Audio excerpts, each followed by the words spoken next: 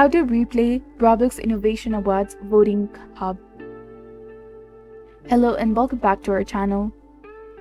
In this video presentation, I'll show you how to replay the Roblox Innovation Awards Voting Hub quickly and easily.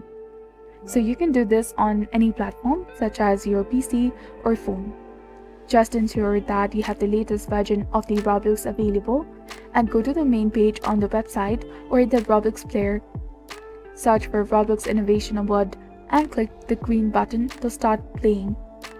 You can also do this through the Roblox player by logging in and using the search bar. Scroll down to find the service, items, achievements, and more. So this was all about how to replay the Roblox Innovations Awards Voting Hub.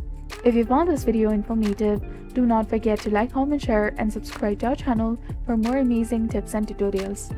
And don't forget to hit that bell icon to stay updated with our latest contents. Thank you for your viewership and support. See you in the next one.